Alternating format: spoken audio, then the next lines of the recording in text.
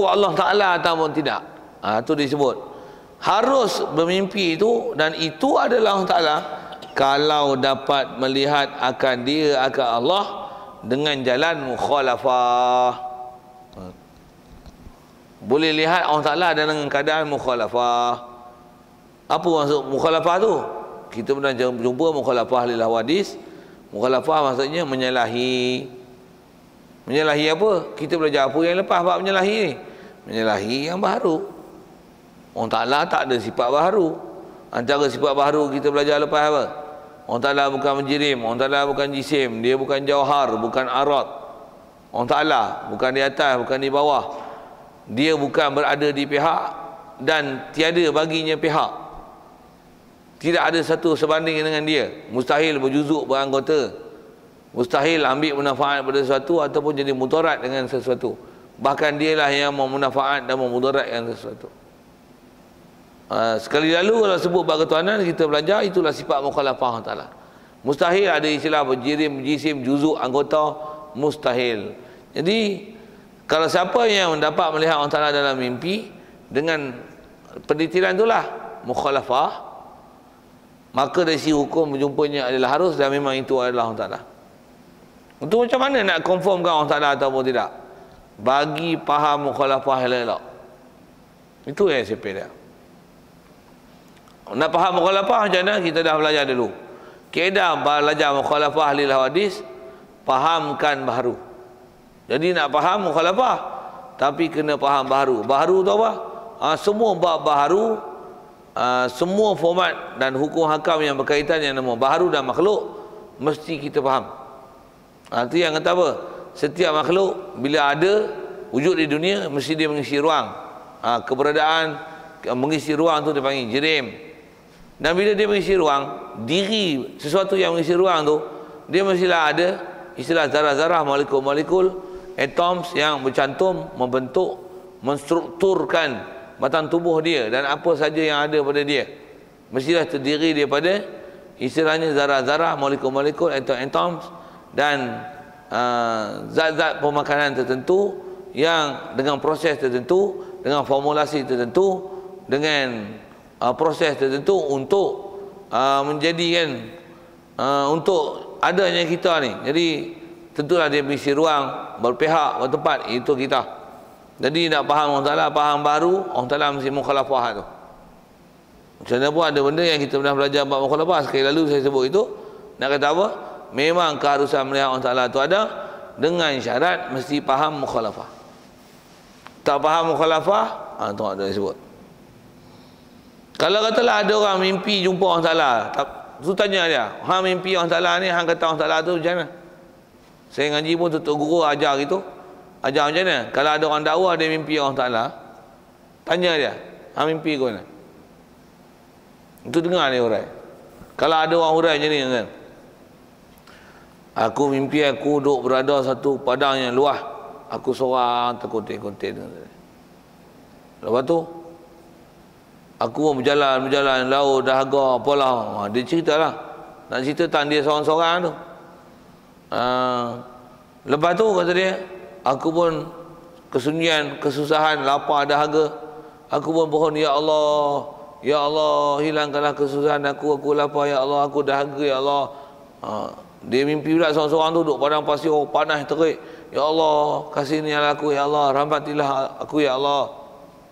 Sedang aku minta ya Allah tu, kata dia dalam mimpi ni, dia cerita mimpi ni. Contohlah saya create mimpi tu.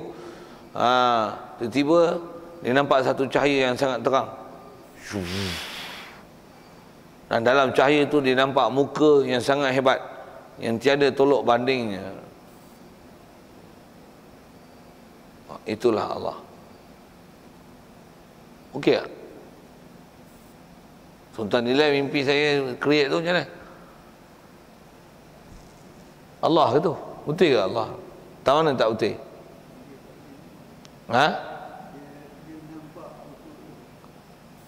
Nampak muka.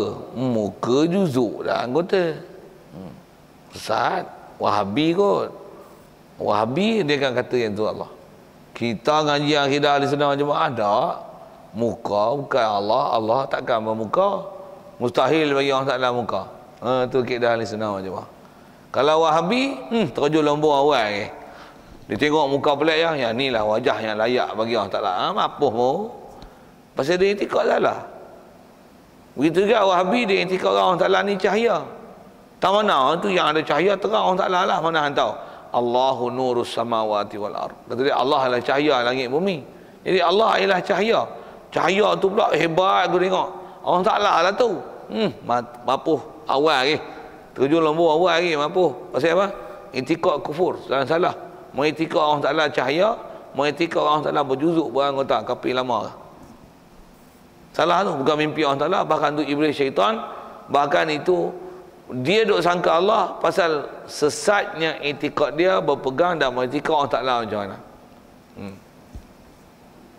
Satu kalau orang mimpi macam tu, saya ngaji dulu pun tutup guru pesan, dia mimpi dia jumpa Allah Ta'ala, tanya lah. Dia mimpi tu dia nampak macam mana? Ya, macam mana dia boleh kata Allah Ta'ala tu? Kalau orang tak faham akidah, memang dia akan cerita sebiji cerita baru. Betul kan akidah dia pasal dia telah silap. Padahal dia sangka Allah Ta'ala, padahal bukan Allah Ta'ala. Ya. Jadi contoh dia beri sini seperti melihat dia dengan rupa manusia. Itu kalau rupa manusia. Kalau rupa binatang, kalau rupa matahari, rupa bulan, rupa empat segi, rupa kecil, rupa apa lagi? Rupa bersayap, rupa bertanduk, nampak iblis tak? Dengan rupa, faham rupa ya, makhluk. Ya. Satu kaedah kita dah kenal Allah Ta'ala, akhirat pun, macam mana kita kenal Allah Ta'ala? Kenal dengan mukhalafah. Ni Allah kan? Tengok. Ada muka, bertangan, berjuzuk anggota, nampak atas, bawah, kiri, kanan. Allah Ta'ala mukhalafah lil hawadis. Ini hawadis. Makhluk apa aku tak tahu. Tapi bukan Allah. Allah mesti mukhalafah. Ini hawadis. Ada besar, saiz, duduk, tempat, berdepan. Jirim, jisim, juzuk, anggota. Subhanallah, subhanallah, subhanallah. Gelingnya. Orang faham akidah, walaupun dia tak pernah tengok Allah Ta'ala, tapi dia faham dengan akidah betul. Walaupun berlaku fitnah berilmu dan fahaman akidah macam mana, fahaman akidah ni mesti solid, mesti betul ya. Okey, siap. Baik. Jadi antara yang tak betul ni, dia kata dia melihat Allah Ta'ala dengan rupa manusia. Baik. Kalau dia kata dengan rupa, dengan cahaya atau seumpamanya, maka bukanlah ia Allah. Bukan. Ini kita cerita bab mimpi lah. Kalau dalam keadaan jaga, dia kata memang melihat Allah Ta'ala, kafir lama awal lagi. Pasal apa? Tidak akan ada keizinan untuk boleh melihat Allah Ta'ala dalam keadaan jaga, melainkan hanya diberi pada Nabi kita Muhammad sallallahu alaihi wasallam seorang sahaja. Kat dunia ni memang kat dia saya. Tak ada khilaf ulama ahli sunnah wal jamaah. Baik. Jadi kalau dia kata nampak rupa, nampak cahaya, dia bukan Allah Ta'ala. Bahkan misal yang menjadi oleh Allah Ta'ala dalam hati manusia yang melihat juga. Sebenarnya apa? Cuma dia sebut ayat tu payah sikit nak faham. Pasal saya kalau ikut benda-benda macam ni nak pergi hurai tak pandai. Pasal bab ni takut silap faham, nanti jadi salah. Patutnya kena tengok Arab. Saya tak tahu teks Arab dia sebut, dia ambil Arab ni. Cuma dia kata bahkan sebenarnya Allah Ta'ala bukanlah boleh nak dirupa ataupun dibayangkan dengan istilah baharu tu. Bahkan kata dia, dia ialah misal yang menjadi oleh Allah Ta'ala dalam hati manusia yang melihat jua. Macam mana masuk tu Wallahualam. Tapi kalau masuk dia nak kata Allah Ta'ala mukhalafah tu, Allah Ta'ala, jadi dengan nisbah kita ilmu mesti faham mukhalafah. Lepas tu kalau andai katalah mimpi bertemu Allah Ta'ala, nisbah cerita takkan boleh cerita. Dan kalau kita tengok, walaupun tengok, mestilah tengok yang tak ada kaifiat. Pasal atas format ulama sebut, kata kalau kita di akhirat pun melihat Allah Ta'ala, memang alat melihat mesti mata, tapi melihat macam mana? Bila kaifin walan hisari, tidak ada kaifiat yang boleh dicerita dan tak boleh nak hadkan tera mana macam mana tu, pasal dia tidak boleh diperikan dengan bahasa percakapan, tak boleh. Itu bahasa percakapan. Minda pun tak boleh nak diperikan dengan gambaran, fikiran, bayangan, tak boleh. Tak boleh, salah. Jadi dia ni termasuk dalam kaedah, siapa tengok dia faham mukhalafah, yadri, dia akan tahu dan dia faham. Macam mana pun ciri besar CPA dia apa? Mukhalafah. Mukhalafah. Okey, selesai tu. Sikit lagi kalau respon ke istilah melihat Allah Ta'ala tu. Kebanyakan kalau saya sendiri pengalaman pernah jumpa orang-orang yang pernah saya sebut tadi macam tu kelahi dan sebagainya tentang pahaman-pahaman salah dalam bab akidah ni. Khususnya dalam masalah kita bicara melihat Allah Ta'ala ni, ada orang yang memang dia punya pahaman ke Allah Ta'ala ni tentang melihat Allah Ta'ala tu kebanyakannya berlaku dalam kalangan tarikat. Dia kata memang dia boleh melihat Allah Ta'ala, sedangkan bila tanya ilmu akidah dia pun tak faham mukhalafah ahli hadis tu apa dia. Kebanyakan tuan-tuan yang pengalaman pernah jumpa orang-orang yang berani dakwah ni, semua tak ngaji akidah betul. Semua tak biasa ngaji akidah. Kita tanya kat dia, kau faham Allah Ta'ala macam mana? Allah Ta'ala akan bagi fahamlah dalam hati kita untuk faham Allah Ta'ala macam mana.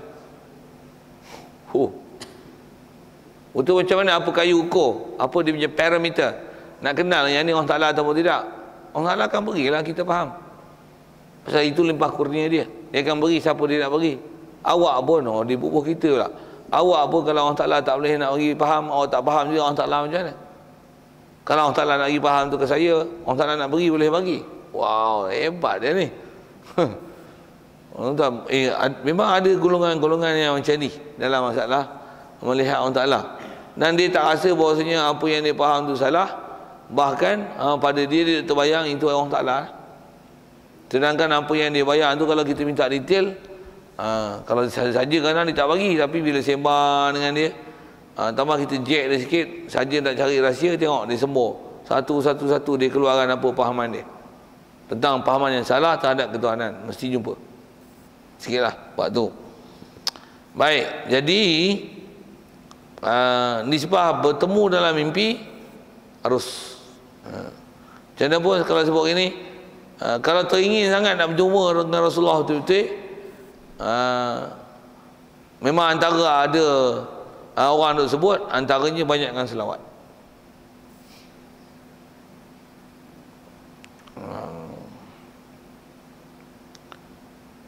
Tu jumpa Rasulullah yang silat sebut tu. Kalau berselawat tu jumpa Rasulullah. Macam mana nak bertemu dengan Allah Ta'ala? Kalau bertemu Rasulullah, banyakkan selawat. Macam mana nak bertemu Allah Ta'ala? Kalau ikut atas apa-apa yang pernah dengar cerita dulu atas sebut ulama, banyak baca Quran. Silap saya sebut tu. Allah Ta'ala macam ni, banyakkan baca Quran. Dan dalam masa yang sama, akidah pengaji elok-elok. Nak bagi faham elok-elok apa yang dikatakan hadis. Jadi kaedah kita nak kenal Allah Ta'ala ni adalah kenal makhluk. Dan apa ciri makhluk? Tengok ada ciri makhluk je, depan, belakang, atas, kiri, kanan, objek, besar, kecil, dekat, jauh. Lagi apa? Laki, perempuan, atas, bawah, kiri, kanan. Faham je ada fenomena makhluk situ, mustahil. Itu Allah. Itu pemula yang diajar oleh ulama. Itu. Masa kita tak ajar ke Allah Ta'ala ni dengan etika macam ni. Allah Ta'ala kalau ada muka tu, muka yang layak dengan Allah Ta'ala tu, tu muka Allah. Kita tak ada ajar itu. Itu kita Wahabi. Ada tangan ni orang besar, hebat, selayaknya Allah lah tangan itu. Itu tangan Allah lah. Dia pula. Tapi tangan ni tak serupa lah tangan kita. Tapi Allah Ta'ala tetap ada tangan. Tapi tangan dia yang layak dengan dia lah. Jadi tengok rupa tangan pelik je, hebat lah tu. Allah Ta'ala akan campakkan kehebatan pada diri kita. Kita akan rasa dan dapat faham bahawa inilah tangan Allah Ta'ala. Macam tu ke? Sat kan? Dan memang ada orang fahamnya tu kan. Ada orang fahamnya tu. Jadi pada dia yang tu adalah ilmu mantap. Padahal salah. Pasal kaedah dia mesti kenal ke Allah Ta'ala ni dengan mukhalafah. Nyah daripada dia apa yang tak layak pada dia. Jadi untuk buat macam tu macam mana?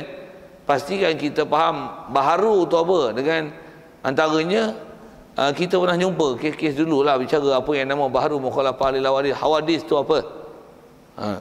Yang asal terjemah sebut sekali hawadis apa?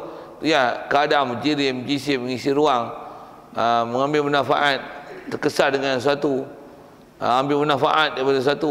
Itu semua adalah perkara-perkara yang istilahnya mukhalafah.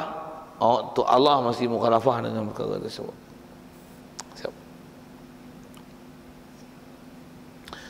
Dan telah ditanya akan setengah orang sufi. Sikit disebut kisah ni.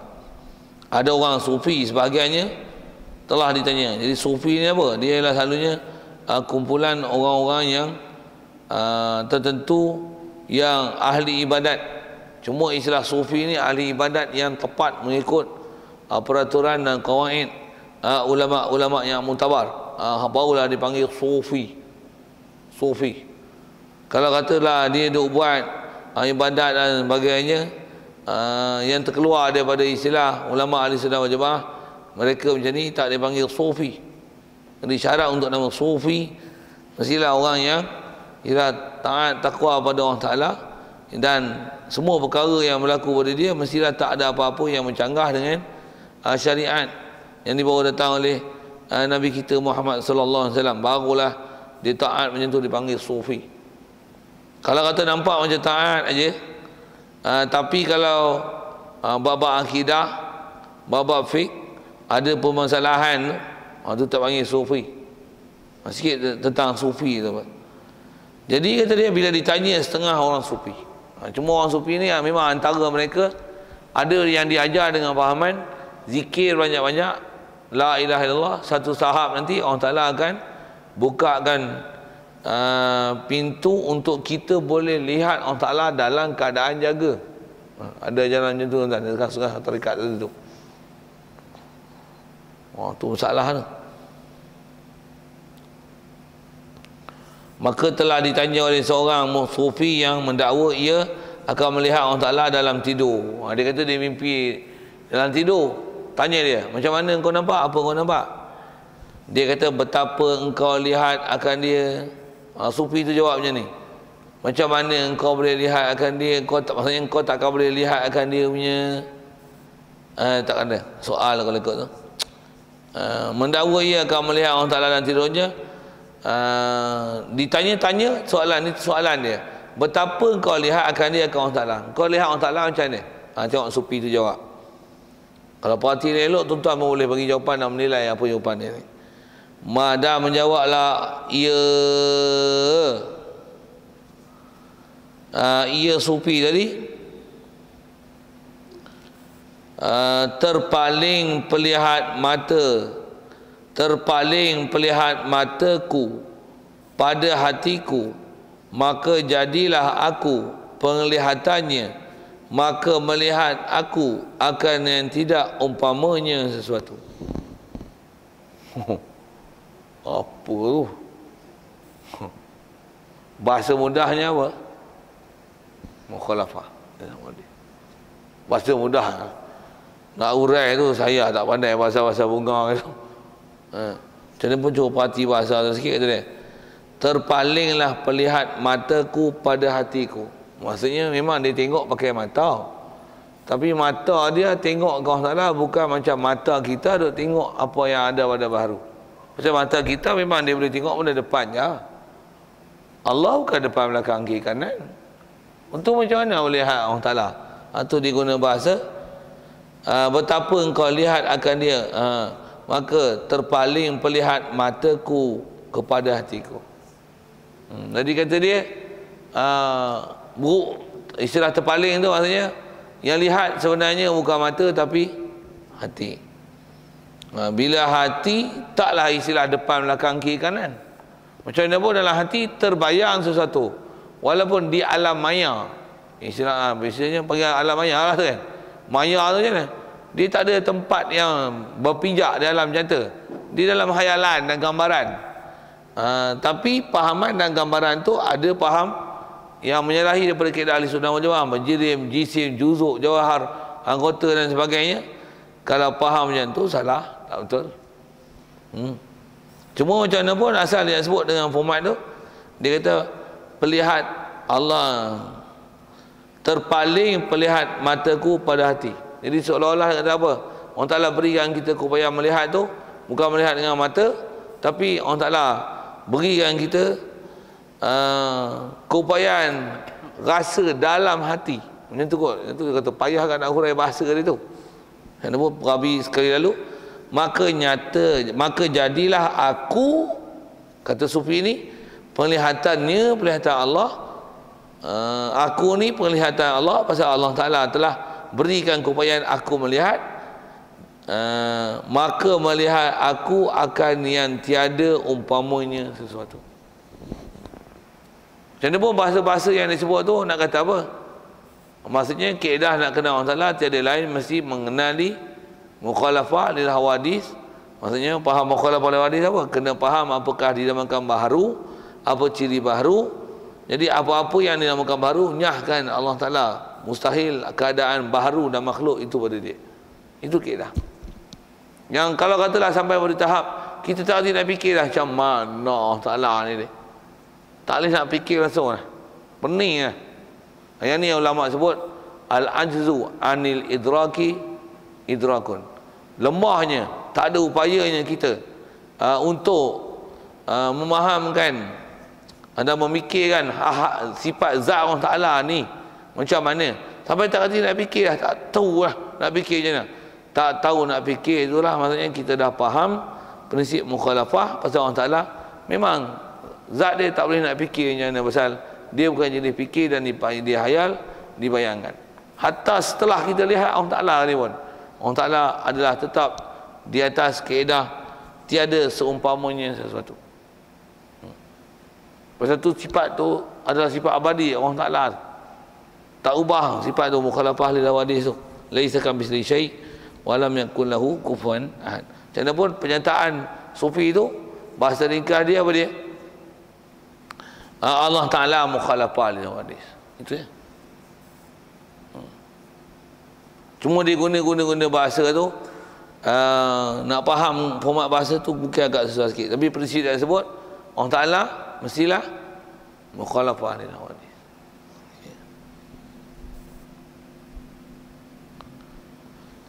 Sekalian perbuatan manusia. Ada apa soal? Lain.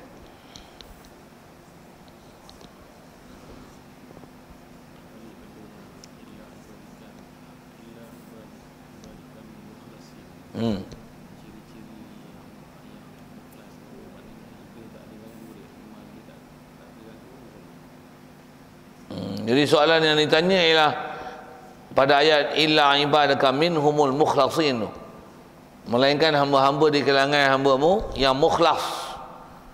Quran Allah Ta'ala datangkan dengan lafaz ibadaka minhum al-mukhlas, bukan al-mukhlis.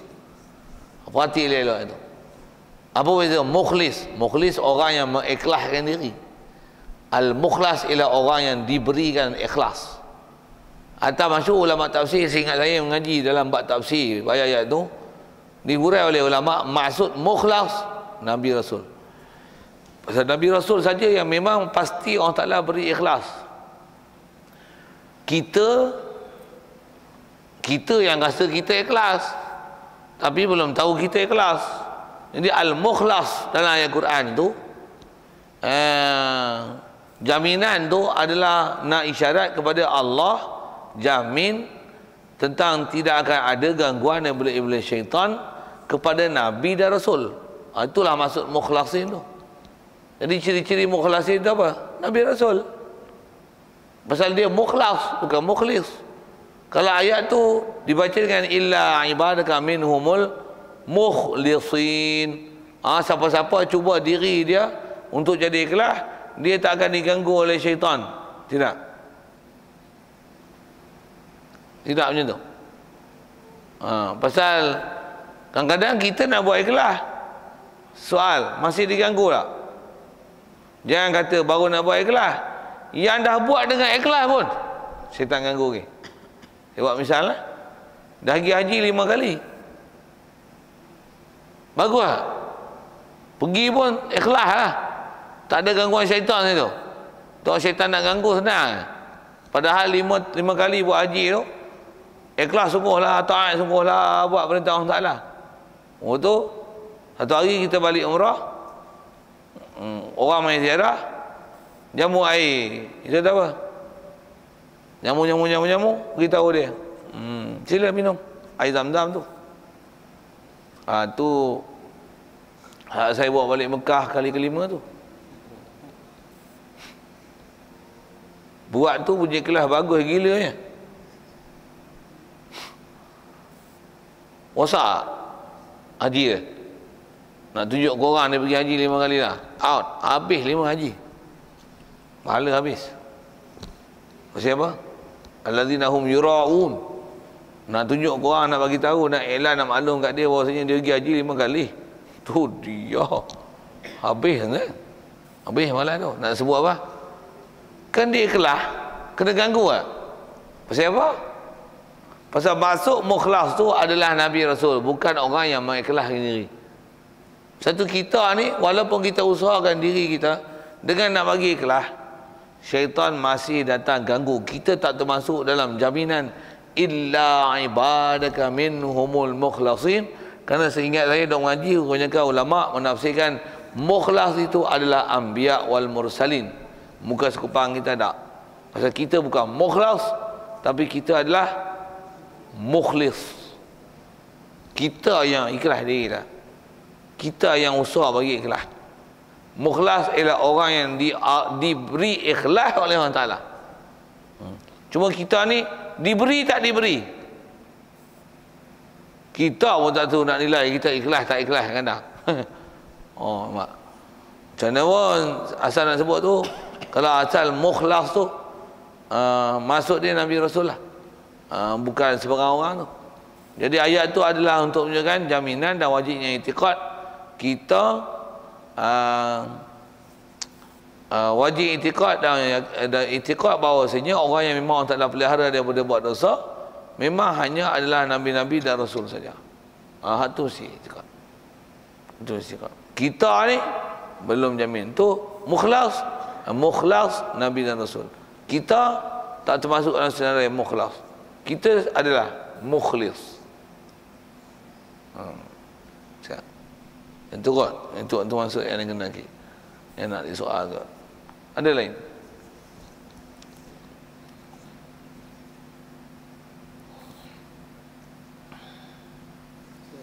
Ya.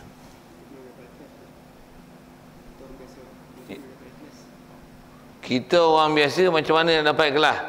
Oh, tu kena buka kitab tasawuf pula. Sikit lah lawak-lawak itu. Macam mana nak dapat ikhlas? Kalau atas kata macam mana itu,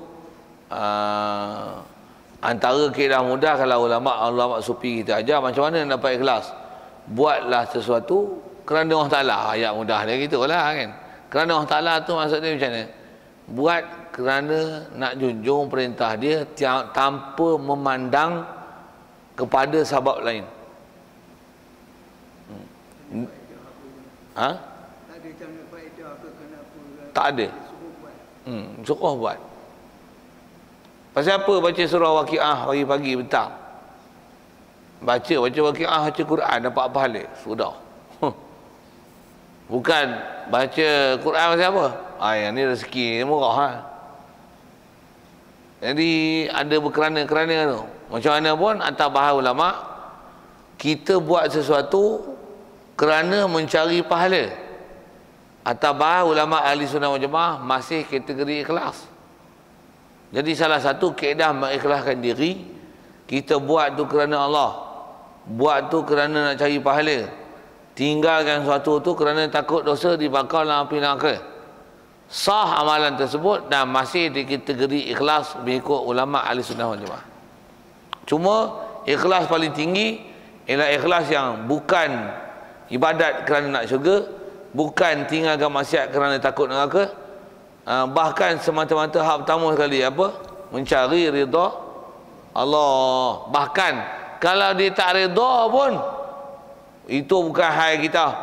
Kita punya kerja taat, buat macam mana rukun dan syarat yang sepatutnya ditunaikan. Masalah dia nak terima tak terima, itu bukan kerja kita. Kita hamba taat dan patuh sajalah. Itu ikhlas. Dan kita buat tu tak pandang orang lain.